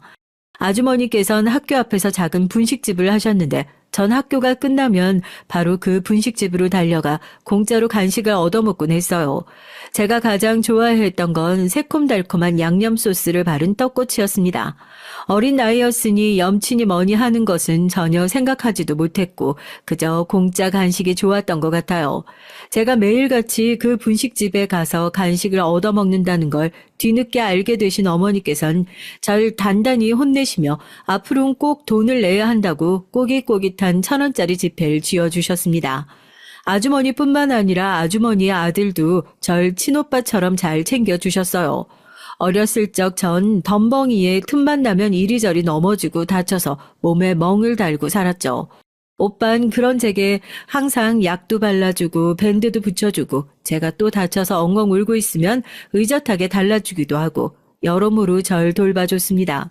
매일같이 집에 찾아오는 어린 여자아이가 귀찮을 만도 했을 텐데 지금 생각해보면 오빠도 철이 참 일찍 들었던 것 같아요. 그 뒤로도 오빤 숙제를 봐주기도 하고 공부를 도와주기도 하며 사이좋게 지냈고 주말이면 아주머니와 오빠, 어머니, 저 넷이서 근처 공원에 도시락을 싸 놀러 가기도 하고 한 가족처럼 지냈습니다. 어머니께선 옆집에 좋은 이웃이 살아서 참 다행이라는 말씀을 자주 하셨어요. 그렇게 시간이 흘러 제가 중학교 3학년이 되던 해에 사고가 일어났습니다. 새벽 근무가 끝나고 집에 돌아오시던 어머니께서 교통사고로 목숨을 잃으신 거예요. 너무나 갑작스러운 사고에 정말 세상이 무너지는 기분이었고 앞날이 막막했습니다. 하루아침에 세상 천지에 혼자 남게 됐으니 그 어린아이가 얼마나 겁이 나고 착잡한 심정이었겠어요. 만약 그때 옆집 아주머니께서 절 걷어주시지 않았더라면 전 아마 고아원에 들어가야 했을 겁니다. 당시 제게는 연락이 닿는 친인척 한 명이 없었거든요. 너무나 감사하게도 아주머니의 도움으로 어머니 장례도 무사히 치를 수 있었고 그 뒤로 아주머니 집에서 셋이 함께 살기 시작했어요. 어렸을 적부터 거의 제 집처럼 드나들던 곳이라 그런지 적응하는 데엔 별 문제가 없었어요. 아주머니와 오빠 덕분에 어머니의 빈자리를 크게 느낄 새도 없었고요. 지금 생각해보면 두 사람 다 어머니를 잃은 저를 위해 한동안 애써 밝은 척을 해주었던 것 같아요. 저 또한 절 걷어주신 아주머니께 조금이라도 도움이 되고 싶은 마음이었고 친딸보다 더 친딸같이 싹싹하게 굴기 위해 노력했어요. 항상 분식집 일로 바쁘신 아주머니를 대신해서 집안일을 해놓기도 하고 학교 공부도 정말 열심히 했습니다. 나중에 성공해서 꼭 아주머니께 은혜를 갚고 싶은 마음이었어요. 전 고등학교 내내 반에서 1등을 놓치지 않았고 결국 목표하던 대학에도 합격했습니다. 너무나 기뻤지만 한편으로는 고민이 됐어요. 원하던 대학은 사립이라 등록금이나 학비가 눈이 튀어나오게 비쌌고 장학금을 준다는 대학은 그리 원하지 않던 곳이었거든요. 차마 저를 걷어주시고 돌봐주신 아주머니께 대학 등록금까지 내달라는 말은 염치가 없어서 꺼낼 수가 없었습니다. 그런 제 마음을 읽기라도 하신 건지 아주머니께서 먼저 대학에 관련된 얘기를 꺼내셨어요. 네가 성인이 되면 말해주려고 했었는데 사실 네 엄마가 네 앞으로 남겨놓은 돈이 조금 있어. 그러니까 돈은 걱정 말고 원하는 대학에서 마음 놓고 공부하렴. 그렇게 전 원하던 대학에 입학했고 정말 열심히 공부했어요. 나중에서야 알게 된 사실이지만 사실 어머니께서 제 앞으로 남겨놓으셨다는 돈은 대학 등록금과 학비에 비해 정말 턱없이 적은 돈이었죠. 아주머니께서 제가 차마 염치가 없어서 학비 얘기를 꺼내지 못한다는 사실을 아시고 일부러 절 배려해 주셨던 겁니다. 다시 생각해도 정말 너무나 감사한 마음뿐이고 앞으로 살아가면서 은혜를 두고두고 갚아야겠다 또다시 다짐하게 됩니다. 대학을 타지로 가기로 했고 생활비를 스스로 벌며 공부까지 해야 했기에 대학 생활 내내 정말 눈코 뜰 새 없이 바빴어요. 마음 같아선 매일같이 연락을 드리고 안부를 엿듣고 싶었지만 현실이 녹록지 않았고 결국 점점 연락이 뜸해지게 됐어요. 대학을 졸업하고 얼마 지나지 않아 취업을 했고 오랜만에 아주머니와 오빠에게 연락을 해서 식사 자리를 갖게 됐습니다. 더 자주 연락드렸어야 했는데 죄송하다고 말씀을 드리니까 아주머니께선 각자 사는 게 바쁘니 어쩔 수 없는 일이라며 괜찮다고 말씀하셨고 사실 본인도 제게 말하지 못한 사실이 있다고 하셨어요. 알고 보니 아주머니께선 제가 대학에서 공부를 하며 정신없이 취업을 준비하던 사이에 마음이 맞는 분을 만나 얼마 전부터 살림을 합쳐 살고 계셨던 겁니다. 너무나 놀라운 소식이었고 전 몹시 기쁜 마음으로 아주머니를 축하해 드렸어요. 아주머니의 새로운 남편은 엄청난 자산가라고 했습니다. 젊었을 적에 알고 지냈던 분이었는데 우연한 기회로 연락을 닿아 만남을 가지다 보니 자연스레 사이가 가까워졌고 그분께서도 오래전부터 부인과 사별하신 상태였기에 재혼을 하게 됐다고 했어요. 얼마나 부자인가 하니 빌딩 몇 채 가지고 있는 부동산 부자라고 했어요. 젊었을 적에 사업을 하시던 분이었고 지금은 은퇴하시고 고급 단독주택에서 지내고 계셨는데 아주머니께서 살던 집을 정리하시고 그 주택으로 들어갔다고 하시더라고요. 제 어린 시절의 추억이 담긴 친정집이 사라져버린 기분이라 조금은 아쉬웠지만 아주머니께서 더 좋은 환경에서 지내시게 됐다는 사실은 몹시 기뻤습니다. 아주머니께선 절 친딸처럼 생각하신다며 새로운 가족들에게 저를 소개시켜 주고 싶어 하셨지만 오빤 약간 떨떠름해 보이는 눈치였어요. 처음엔 아무리 그래도 친딸이 아니니 재혼한 가족에게까지 소개시켜주는 건 좀 곤란한가 생각했는데 알고 보니 다른 사정이 있었습니다. 아주머니의 새로운 남편에겐 아들이 하나 있었는데 오빠보다 2살 형이라고 했어요. 그 남자가 아주머니와 본인 아버지의 재혼을 아주 강하게 반대를 했다고 하더라고요. 결국 살림을 합쳐 살고 있는 지금까지도 매사에 아주머니를 곱게 보지 않고 대면대면하게 지내고 있다고 했어요. 그나마 다행인 건 한 집에서 지내지 않고 몇 년 전에 결혼해서 따로 살고 있었고 오빠 부인이라는 여자도 성격이 고약하다며 굳이 제게 인사시키고 싶은 사람들이 아니라고 했어요. 아주머니와 오빠 입장을 곤란하게 만들고 싶지도 않았고 전에 듣기로 저를 그리 반겨줄 것 같은 분위기도 아니었기에 결국 인사는 나중에 미루기로 했습니다. 대신 그 만남 이후로 오빠와 훨씬 자주 연락을 나누고 만남을 갖기 시작했어요. 오빤 나름대로 규모가 있는 회사에서 일하고 있었는데 알고 보니 제 직장과 굉장히 가까운 곳에 위치하고 있었습니다. 서로 일이 끝나면 만나서 식사 같이 하기도 하고 주말엔 아주머니를 모시고 셋이서 가까운 곳으로 나들이를 다니기도 했어요. 그러다 보니 점점 더 사이가 가까워지게 됐고 서로 이성적인 호감이 생기기 시작했습니다. 사실 전 고등학교 시절 남몰래 오빠를 짝사랑했었거든요. 어렸을 적부터 언제나 제게 다정한 오빠였고 항상 듬직하고 멋있는 사람이었기에 저도 모르게 그런 마음이 생겨났던 것 같아요. 하지만 당시에 그 마음을 오빠에게 표현하진 못했습니다. 전 얹혀 사는 처지였고 오빠는 아주머니의 외동 아들이었으니까요. 아주머니께선 오빠가 5살 때 전 남편과 이혼하신 이후로 평생을 오빠 하나만 바라보며 살아오셨어요. 비유를 하자면 대감집 자식과 그 집에서 얹혀 살며 일하는 머슴과 같은 관계였다고나 할까요? 물론 아주머니께선 친딸처럼 절 정말 예뻐해 주셨고 오빠와 차별하며 키우지도 않았지만 그냥 저 스스로 그런 생각이 들었어요. 제가 감히 이런 마음을 품어서는 안 되는 거구나라고요. 너도 이미 어느 정도 느끼고 있었겠지만 나 너한테 호감 있어. 동생이나 가족으로서가 아니라 이성으로서 말이야. 우리 정식으로 만나보자. 그렇게 애써 제 마음속의 호감을 부정하며 지내던 어느 날 오빠가 먼저 제게 고백을 해왔고 전 정말 놀랐어요. 오빤 제가 어느 정도 눈치채고 있을 줄 알았다지만 전 정말 전혀 오빠의 마음을 예상하지 못했었거든요. 그저 여동생처럼 생각해서 잘 챙겨주는 것이겠거니 싶었는데 오빠도 저와 같은 마음이었다니 정말 기뻤어요. 아주머니께서도 저희의 교제 소식에 많이 놀라시긴 했지만 다행히도 저희 둘을 축하해 주셨고 그렇게 만남을 이어가다가 결국 결혼까지 하게 됐습니다. 상견례는 원래 두 집안이 처음으로 만나 인사를 나누는 자리잖아요. 사실 시어머니와 남편은 제게 친정 가족들이나 다름없는 사람들이었기에 굳이 상견례 자리를 가질 필요가 없었고 그냥 간단하게 시아버지와 남편의 이복형 부부를 만나 인사를 드리고 저녁 식사를 함께 하기로 했죠. 시어머니와 시아버지의 결혼을 끝까지 반대했다던 남편의 이복형, 그러니까 제게 아주버님 되는 사람은 첫 만남 자리에서부터 불만이 아주 가득해 보이는 얼굴이었습니다.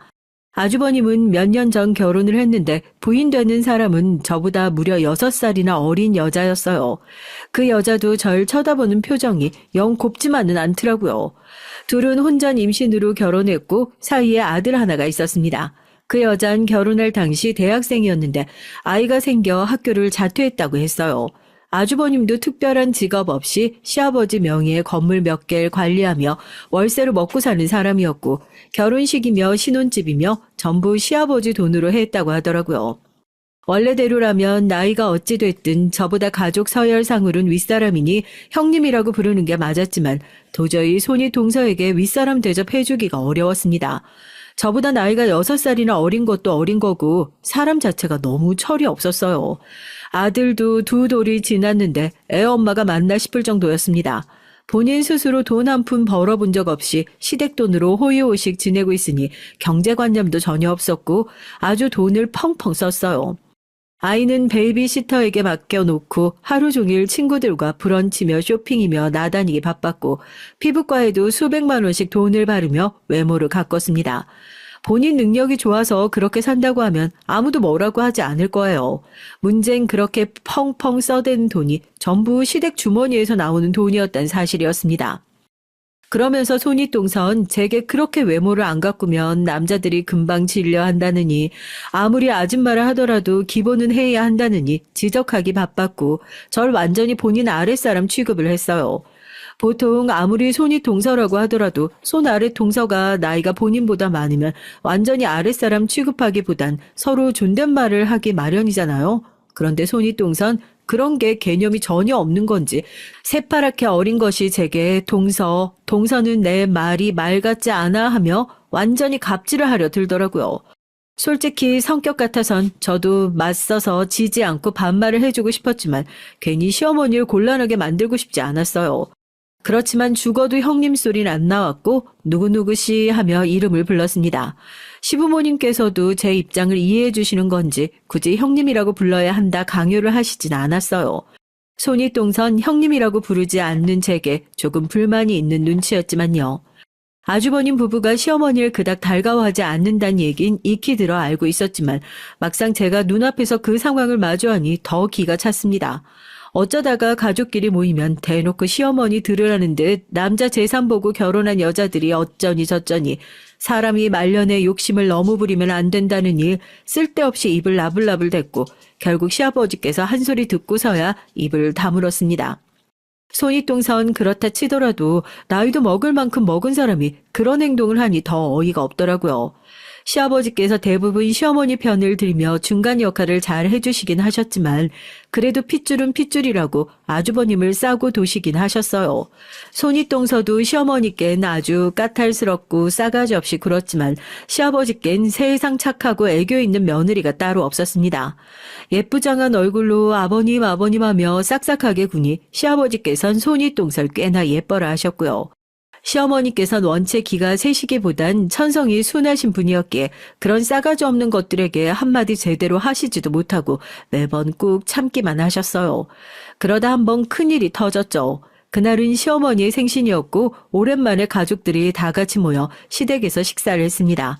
보통 시어머니 생신이라고 하면 며느리가 밥상까지 차려드리진 못하더라도 적어도 좋은 식사를 대접하거나 정말 못해도 생신 선물은 준비하는 게 도리에 맞는 일이잖아요. 상식적으로 세상 어떤 며느리가 시어머니 생신날 빈손으로 시댁을 찾을 수가 있나요? 손윗동선 나이가 어리니 그런 개념이 없다 치더라도 아주버님도 마찬가지였어요. 둘 다 약속 시간보다 20분이나 늦게 도착했으면서 선물조차 가지고 오지 않은 겁니다.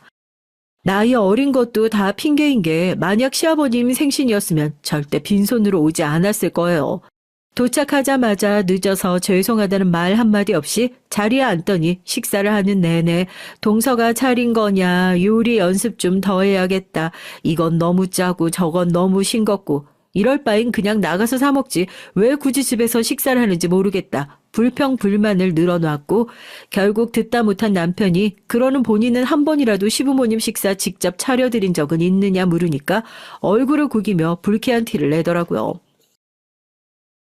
세상에 얼마나 맛있는 요리가 많고 좋은 식당이 많은데 요즘 같은 시대에 굳이 직접 밥상 차려드리는 게 의미가 있나요?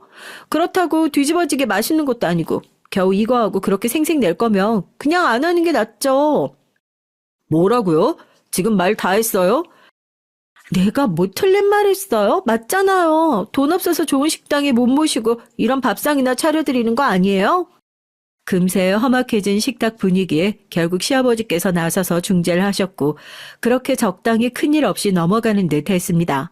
식사가 끝나고 저희 부부는 준비한 선물을 꺼냈고 아주버님 부부는 당당하게 선물을 준비해 오지 않았다고 말했어요. 아니 어머니 생신이라 모이는 자리인데 선물을 안 가져왔더니요.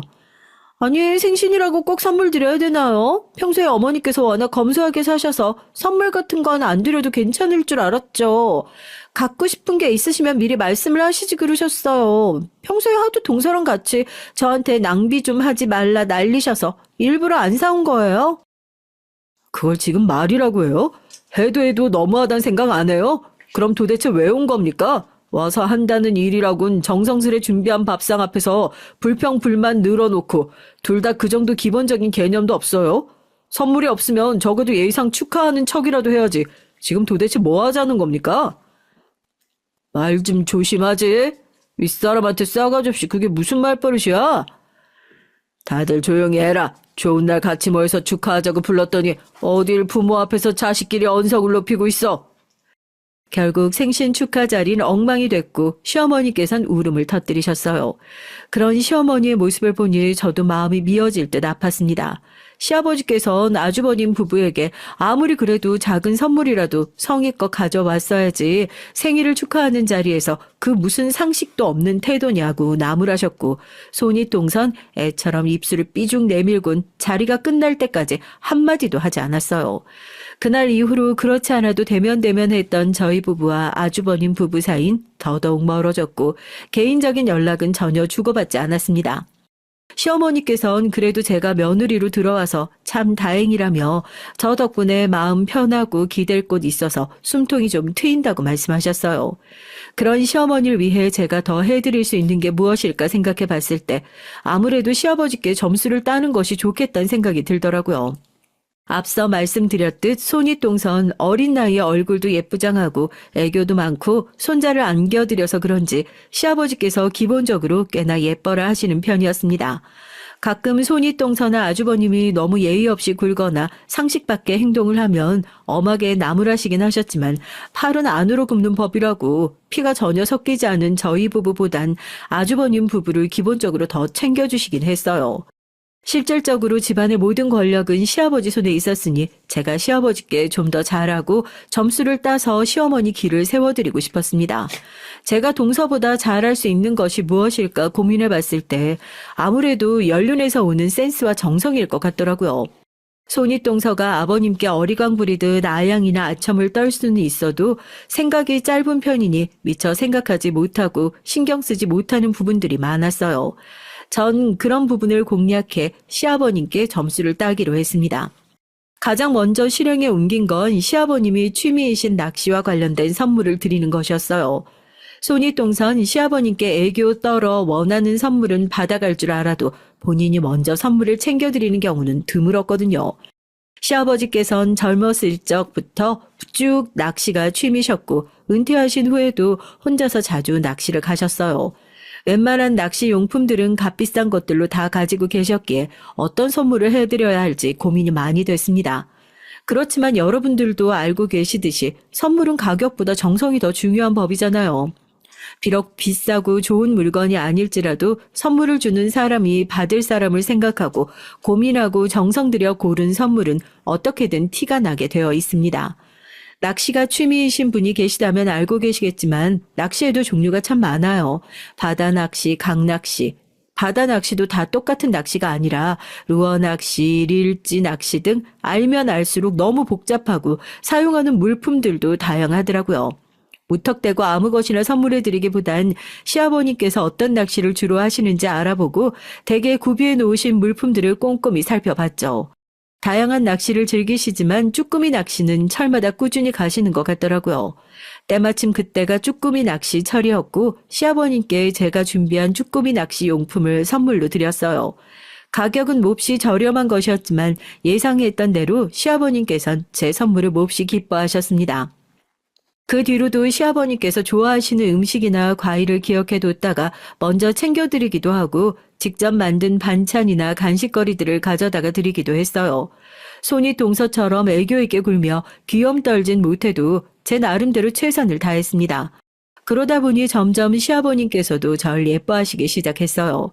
항상 아주버님 부부만 먼저 챙기시던 분이 식사 자리에서 제게 먼저 말을 걸며 이것 좀 먹어보라 하시기도 하고 손윗동서가 제게 시비를 걸면 버릇없게 굴면 아무리 아랫사람이라도 적당히 선을 지켜야지 뭐 하는 거냐 제 편을 들어주시기도 했습니다.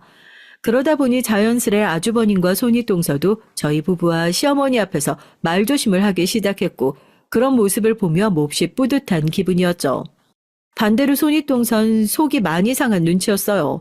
언제나 저보다 본인을 더 예뻐하시고 챙겨주시던 분이 더 이상 예전 같지 않으니까 속이 끓을 만도 하겠죠. 확연히 연륜에서 오는 차이는 어쩔 수 없다고 느낀 것이 손윗동선 그 상황에서 시아버님께 투정을 부리기 시작했어요. 왜 전처럼 본인 편을 들어주시지 않고 동서 편만 들어주시냐면서요. 당연히 그런 투정이 효과 있을 리 없었고 시아버님께선 오히려 손윗동서를 크게 나무라셨습니다. 내가 그동안 네가 어린 나이에 시집와서 애도 낳고 고생했으니 눈 감고 넘어가지고 있었는데 더 이상은 그 버릇없는 태도며 행동들을 도저히 못 봐주겠구나. 손 아랫사람이 생겼으면 윗사람으로서 모범을 보이고 아랫사람 잘 챙겨줄 생각을 해야지. 윗사람으로서 누릴 수 있는 건 다 누리고 싶고 그러면서 여전히 못 빼어먹은 애처럼 철없이 행동하면 어쩌자는 거냐? 앞으로 네 어리광 받아줄 생각 없으니까 알아서 처신 잘해. 손윗동선 몹시 충격을 받았는지 엉엉 울음을 터뜨렸고 전 그런 시아버님의 말씀에 속이 뻥 뚫리는 기분이었습니다. 그날 이후로 저희 부부와 시어머니 그리고 시아버님은 더욱 사이가 친밀해졌고 시아버님께서는 저희 부부를 친아들 부부 대하듯 잘 챙겨주셨어요. 그러나 그런 평화는 그리 오래가지 못했습니다. 시아버님께선 젊었을 적부터 심한 당뇨를 앓아오셨는데 갑작스레 병세가 악화되어 병원에 입원을 하시게 됐어요. 금방 회복해서 퇴원하실 거라던 말씀과는 다르게 입원 기간이 점점 길어졌고 어느 날 새벽 너무나 갑작스럽게 세상을 떠나시게 됐죠. 시아버님께선 생전 유서를 작성해 놓으셨고 담당 변호사도 존재했기에 유산 상속은 특별한 분쟁 없이 진행됐습니다. 시아버님께선 시어머님과 아주버님께 골고루 건물과 재산을 나눠주셨고 아주버님 부부는 불만이 아주 많아 보였어요. 두 사람은 왜 본인들이 저런 피 한 방울 섞이지 않은 사람과 아버지 재산을 나눠 가져야 하냐며 언성을 높이고 변호사에게 따지고 들었지만 변호사는 고집을 부려서 될 일이 아니라며 시아버님께서 생전 작성해 놓으신 유서대로 상속이 진행된다는 답만 반복했어요. 아마 시아버님께선 본인 사후 아주버님 부부가 억지를 부리며 유산을 전부 차지할 것을 예상해 유서를 꼼꼼히 작성해 놓으셨던 것 같아요. 어느 정도 예상했던 일이었지만 시아버님께서 돌아가신 이후로 아주버님 부부는 시어머님과 저희에게 완전히 아나무인이 따로 없었습니다. 이제 아버지도 돌아가셨는데 우리가 왜 당신을 어머니라 불러야 하냐. 사실 당신도 재산 노리고 우리 아버지랑 결혼했던 거 아니냐. 원하던 거 얻었으니까 서로 볼 일 없는 거 아니냐. 큰 소리를 떵떵 쳤고 그런 아주버님 부부의 태도에 시어머님께서는 크게 상처를 받으셨어요. 두 사람이 본인을 진짜 어머니처럼 생각하지 않는다는 사실은 알고 있었지만 그래도 시어머니께서는 두 사람과 가까워지기 위해 정말 최선을 다하셨거든요. 아주버님 부부에겐 3살짜리 아들 하나가 있었는데 아까 말씀드렸다시피 둘 다 육아엔 관심이 없었고 아이는 거의 베이비시터 손에서 자란 것이나 마찬가지였어요. 그렇지만 베이비시터가 24시간 내내부터 아이를 돌봐주진 않았죠. 아직 아이를 낳아 키워본 경험은 없지만 장담하건대 적어도 그 두 사람보단 훨씬 잘할 거예요. 두 사람은 아이를 돌봐주시는 이모님이 퇴근하시면 아이를 거의 방치하다시피 했고 육아와 관련된 기본적인 지식조차 없었어요. 오죽했으면 베이비시터가 아동학대로 신고까지 했겠어요. 나중에서야 전해 들은 얘기지만 본인이 없을 땐 아이가 전혀 케어받지 못하는 것 같다는 생각이 든 베이비시터가 경찰에 신고를 했었다고 하더라고요. 조사까지 나왔지만 경찰 앞에서 세상 착한 부모인 척 가증스레 연기를 해서 무혐의로 벗어났고 그 뒤로 베이비시터를 바꿨다고 들었습니다. 시아버님께선 저렇게 철없는 인간들이 아이는 잘 키우고 있는 건지 이따금 걱정하시긴 했지만 그래도 부모라는 사람들이 그 정도로 아이를 방치할 것이라고는 생각하지 못했는지 육아에 크게 참견을 하지 않으셨다고 해요. 하지만 두 사람의 얘기를 전해들은 시어머니께선 진심으로 아이가 걱정되셨다고 합니다. 그 뒤로 시어머니께선 두 사람에게 육아에 대해 이것저것 알려주시기도 하고 시어머니 돈으로 육아용품을 사서 보내기도 했어요. 하지만 두 사람은 그러거나 말거나 왜 참견이냐며 까칠한 태도였고 본인들 일은 본인들이 알아서 하겠다 못을 박았습니다. 그러던 어느 날이었어요.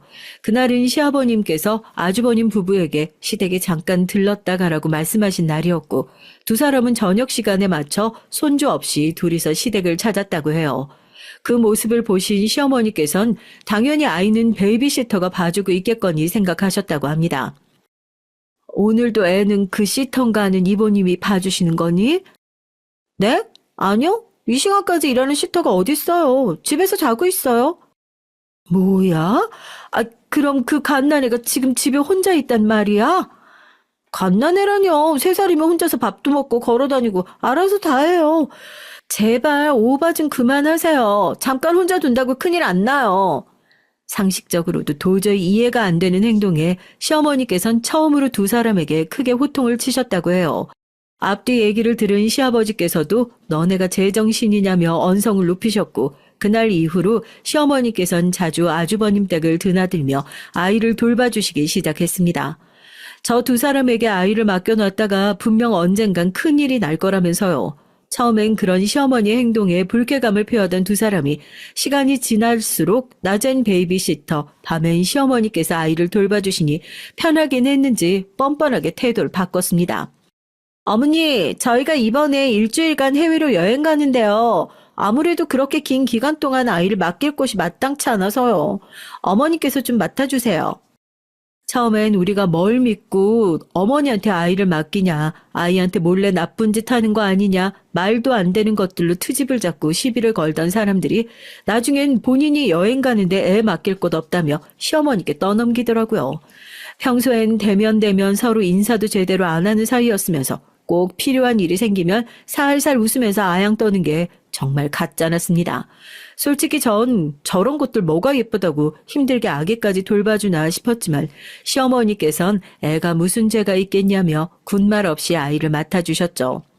그렇게 도움은 도움대로 다 받아놓고 시아버님 돌아가셨다고 입에 담기 힘든 막말을 쏟아내며 태도를 싹 바꾸다니 그간 아이를 돌봐주시며 어느 정도 두 사람과 사이가 가까워졌다고 생각하셨던 시어머니께선 마음의 상처를 크게 입으셨고 그렇게 저희는 두 사람과 완전히 연락을 끊고 셋이서 지내기 시작했습니다.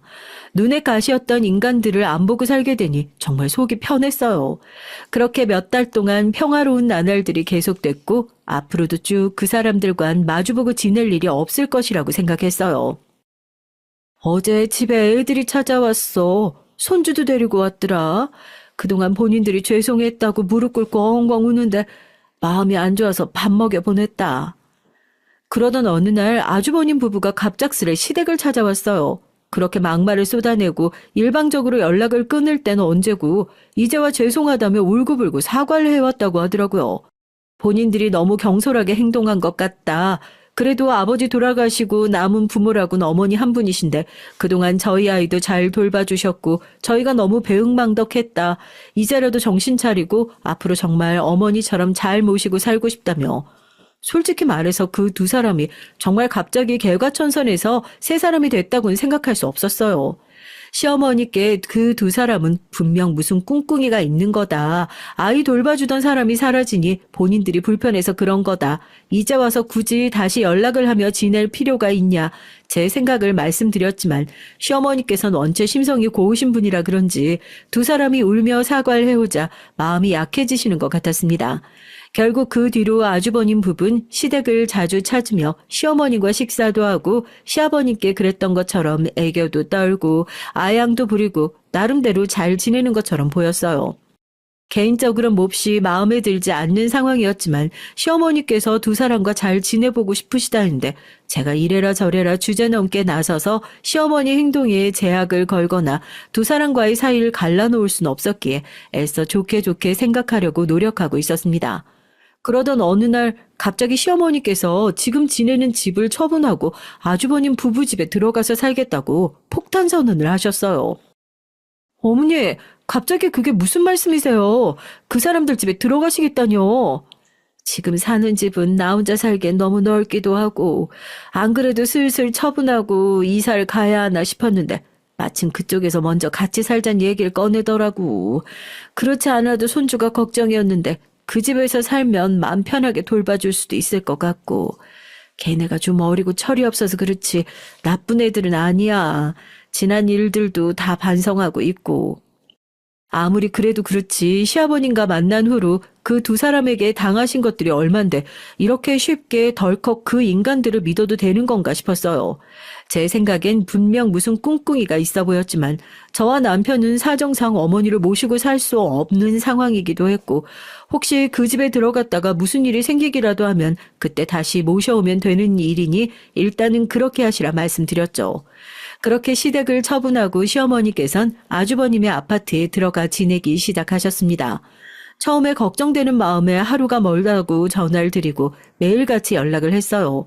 혹시 그 사람들이 어머니한테 폭언을 하지는 않냐, 이상한 행동은 안 하냐, 돈이나 재산 관련 문제를 얘기하진 않냐, 이것저것 여쭤봤지만 시어머니께서는 항상 그런 걱정 안 해도 된다며 애들도 너무 잘해주고 잘 지내고 있다. 아무 문제 없으니 맘 놓고 지내라 말씀하셨어요. 그렇게 한 달, 두 달 정말 큰 문제 없이 시간이 지나갔고 그럴수록 저도 마음이 놓이기 시작했죠. 제가 진짜 괜한 걱정을 했던 건가, 시아버지가 돌아가시면서 아주버님 부부가 정말 본인들의 잘못을 깨닫고 이제와 개과천선이라도 했나 싶었습니다. 그렇게 마음 놓고 지내다 보니 점점 연락이 뜸해졌고 저도 사는 게 바빠서 시어머니께 크게 신경을 기울이지 못하고 있었어요. 그런데 어느 날부터 시어머니께서 전화를 받지 않으시는 거예요. 문자나 카톡에도 답장이 전혀 없으셨고요. 하루 이틀이야 바쁘시거나 사정이 있으셔서 그럴 수도 있겠지 싶었지만 며칠이 지나도 연락이 안 되니 불안한 마음이 들었습니다. 별로 내키진 않았지만 오랜만에 손윗동서에게 전화를 했고 요즘 어머니께서 연락이 안 돼서 그러는데 잘 지내고 계시는지 물으니까 어머니께서 몸이 좋지 않으셔서 누워 계신다고 하더라고요. 몸이 안 좋으시다고요? 어디가 안 좋으신데요? 병원은 모시고 갔어요? 당연히 다녀왔고 얼마 전에 입원도 했어. 몸이 좀 많이 안 좋으셔. 입원을 하셨다고요? 그럼 지금 집에 계시는 거예요? 아니면 병원에 입원을 하신 거예요? 병원 주소 말해주세요. 아니, 지금은 집에 계신데 오늘인가 어젠가 퇴원했어. 아무튼 올 필요 없어. 몸이 너무 안 좋으셔서 요즘 내가 얼마나 고생인지. 곧 요양원 보내기로 했으니까 그렇게 알아. 뭐라고요? 요양원이요? 제 물음에 손이 똥선 어머니께서 몸이 너무 안 좋으셔서 병원도 다녀왔고 입원도 했었다며 횡설수설하다가 갑자기 본인이 시어머니를 모시기 너무 힘들다고 요양원에 모실 거라고 하는 거예요. 너무나 황당한 말에 무슨 요양원이냐며 그 짧은 시간에 그 정도로 건강이 안 좋아지신 거냐. 요양원에 모실 바에야 내가 모시겠다. 지금 당장 어머니 데리러 가겠다 말하니 손이 똥선 본인이 알아서 하겠다 전화를 뚝 끊어버렸어요. 아무리 생각해도 찜찜한 마음에 결국 남편을 데리고 아주버님 댁에 무작정 찾아갔죠. 분명 집에 불이 켜져 있는 걸 보고 올라왔는데 아무리 문을 두드리고 벨을 눌러도 묵묵부답이기에 경찰 부르겠다고 소리치고 전화를 20통 넘게 하니 그제야 문을 열어주더라고요. 도대체 왜 집에 없는 척을 하는 거냐? 어머니 잘 계시는 거 맞냐? 지금 당장 모시고 가겠다. 어디 계시냐 언성을 높이니까 아주버님 부부는 본인들이 어머니한테 무슨 짓을 했다고 그러냐. 요즘 어머니 건강이 너무 안 좋아지셔서 내가 모시느라 얼마나 힘든 줄 아느냐. 애도 못 보고 더 이상 같이 살 이유가 없다며 뻔뻔하게 말하는데 정말 너무 화가 났어요. 본인들 필요할 땐 아양 떨면서 어떻게든 모셔가려고 하더니 시댁 정리한 돈도 그쪽이 받아갔다면서요. 이제 돈도 다 빨아먹었고 애도 못 보니까 가져다 버리겠다 이거예요? 애초에 당신들 같은 파렴치한 인간들한테 어머니를 모시게 하는 게 아니었는데 어머니 어디 계세요? 어머니 이미 요양원 가셨어. 남의 집에서 행패 그만 부리고 당장 나가. 너무 충격적인 손윗동서의 말에 이미 요양원에 가셨다니 그게 무슨 말이냐고 따지고 들었고 아주버님은 어머님이 한참 전부터 요양원에 계셨다며 숲속의 경치도 좋고 공기도 좋은 곳으로 모셨으니 신경 끄라고 말도 안 된 소리를 해댔죠. 친아들도 모르는 사이에 마음대로 시어머니를 요양원에 모셨다는 게 말이 되냐. 당신들 어머니한테 무슨 짓 했냐. 어디다 모셨는지 당장 말하지 않으면 납치로 경찰에 신고하겠다. 미친 사람처럼 소리를 지르니 결국 주소를 말해줬고 바로 남편과 함께 몇 시간을 꼬박 달려 요양원으로 향했습니다. 요양원은 강원도 산골에 주소를 모르면 절대 찾지 못할 만큼 꽁꽁 숨겨져 있는 곳이었어요. 어머니는 휴대폰도 다 뺏긴 채 그곳에 거의 감금당하듯이 맡겨져 있었습니다. 저희를 보자마자 눈물을 터뜨리시는 어머니를 보고 정말 속에서 천불이 나는 것 같았어요. 게다가 더 기가 막힌 건 그 부부가 한 짓이 이뿐만이 아니라는 사실이었습니다.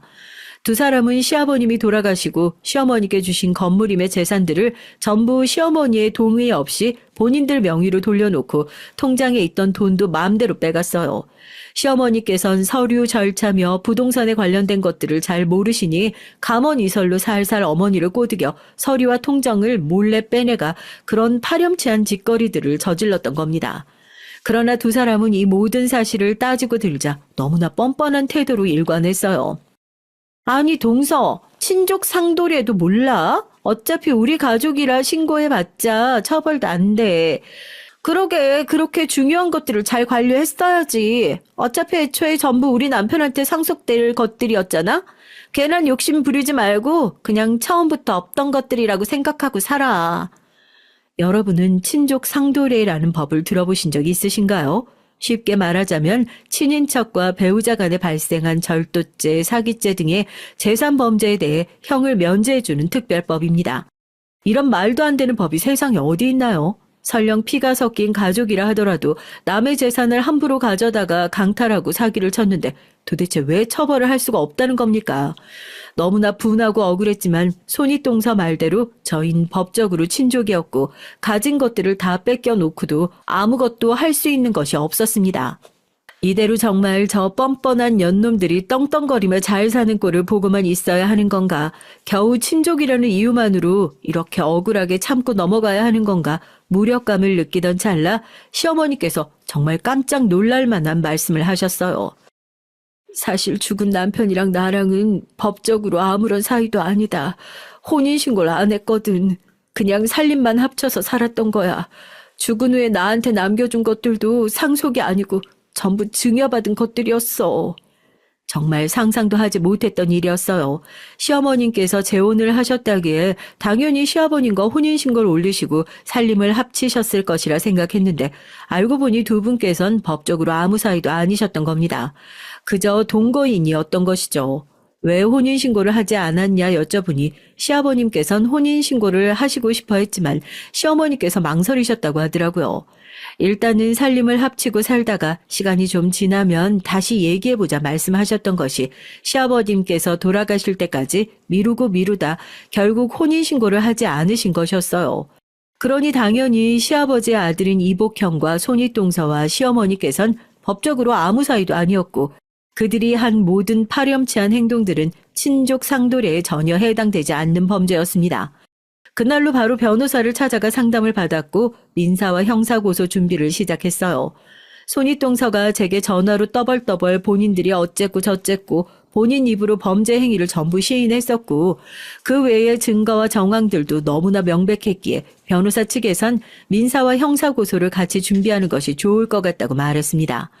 보통 사기를 당했을 때 형사소송은 사기꾼에게 흔히 말하는 빨간 줄이 그이게 하기 위해 민사소송은 피해 금액을 변제받기 위해 진행하는데 형사소송에서 승리하면 민사소송에서 몹시 유리한 증거로 사용할 수 있어 경우에 따라 다르지만 형사소송을 먼저 진행하는 경우가 많다고 하더라고요. 그렇지만 저희와 같은 경우엔 이미 증거도 너무 명백하고 피해 금액도 커서 두 소송을 같이 준비하는 것이 좋겠다며 무조건 승리할 테니 마음 놓고 기다리기만 하면 된다고 말씀하셨고 그렇게 복수의 칼날을 갈기 시작했습니다. 얼마 후 두 사람에게 고소장이 날아가자 기다렸다는 듯 바로 연락이 왔어요. 친족 상도례에 대해 본인이 친절히 얘기를 해줬는데도 머리가 나빠서 이해를 못한 거냐고 괜히 돈 낭비, 시간 낭비 하지 말고 고소 취하하라고 하길래 코웃음을 치며 답변해줬습니다. 너야말로 정신 차려. 너랑 우리 어머니가 친족이라고? 나쁜 짓도 머리가 잘 돌아가야 하지. 그 멍청한 대가리로 남의 등 쳐먹으려니 이런 일이 일어나지. 한번 잘 알아봐. 네가 진짜 우리 어머니 며느리인지 아닌지. 절대 고소 취하해줄 생각 없으니까 소송 준비는 알아서 잘하고 아무리 용을 써봤자 이미 결과는 정해져 있겠지만. 뭐라고? 이게 어디서 함부로 너너거려. 정신 나갔어? 내가 그럼 우리 남편 부인이니 며느리지. 며느리가 아니면 뭐야? 멍청한 것도 정도가 있어야지. 진짜 수준 낮아서 상달 못 해주겠네. 네 남편은 우리 어머니 아들이 아니라는 뜻이지.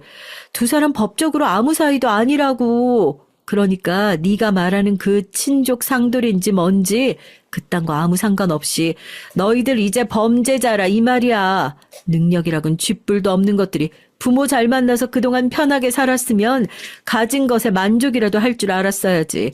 사기죄에 강탈죄까지 골고루 신고당해서 감방에서 썩을 준비나 해. 그렇게 전화를 끊어버렸고 그 뒤로 전화기에 불이 나게 전화가 왔지만 전부 받지 않았어요.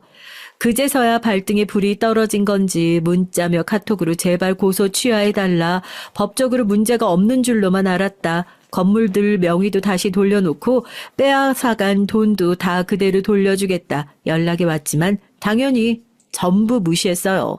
그랬더니 집 앞으로 찾아와 싹싹 빌고 울고불고 난리를 치길래 경찰 부르기 전에 당장 꺼지라고 걷어차 버렸죠. 저희가 고소를 취하해줄 생각이 없어 보이니 그쪽도 변호사를 구하고 나름대로 소송 준비를 하긴 한 모양이더라고요. 그래봤자 형사 민사소송 둘 다 저희 쪽에 완벽한 승리였고 죄질이 나쁘고 피해 금액이 어마어마하다 보니 둘은 실형의 벌금까지 억소리나게 내게 됐습니다.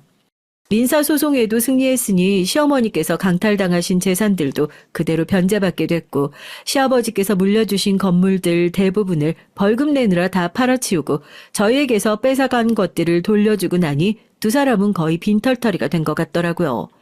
그렇지 않아도 능력이라고 쥐뿔도 없는 인간들인데 가진 건 다 잃고 범죄자 딱지까지 붙게 됐으니 앞으로 예전처럼 떵떵거리며 빈둥거리고 살긴 글렀겠죠. 다 본인들이 자초한 일이니 두고두고 평생을 후회하며 살길 바랍니다. 이 글을 쓰며 알게 된 사실인데 얼마 전 헌법재판소에서 친족 상도례가 시대의 흐름을 따라가지 못하는 구법이라며 헌법 불합치가 결정됐다고 해요. 헌법 불합치가 되었다고 해서 바로 그 법이 사라지는 건 아니지만 올해 말까지 국회가 법을 개정하지 않으면 법적인 효력을 상실하게 된다고 하더라고요. 남의 가정사인 참견하는 것 아니다라는 대한민국 특유의 문화가 법으로 제정된 지 72년 만의 일이라고 합니다. 솔직히 말해서 진작에 일어났어야 하는 일이라고 생각해요. 아무리 가족 간의 일이라고 한들 범죄가 아니게 되는 건 아니잖아요. 만약 시부모님께서 혼인신고를 하셨고 법적으로 부부 사이셨더라면 저희 얘기에도 이런 속 시원한 결말은 존재할 수가 없었겠죠. 부디 하루빨리 이런 악법이 역사 속으로 사라져 저희와 비슷한 상황의 피해자들이 억울하게 당하는 일이 없기만을 바랄 뿐입니다. 선량한 사람들끼리 모여 범죄나 나쁜 일 없이 사이좋게만 지낼 수 있다면 참 좋을 텐데 어딜 가나 손윗동서와 아주버님처럼 남의 등이나 처먹고 본인들 입속만 챙기려는 속이 시커먼 사람들이 많다는 사실이 참 애석합니다. 권선징악이 동화 속에서나 나오는 얘기가 아니라 우리가 살아가는 이 세상에도 당연한 얘기가 됐으면 하는 바람과 함께 사연 마치겠습니다. 들어주신 모든 분들 감사합니다.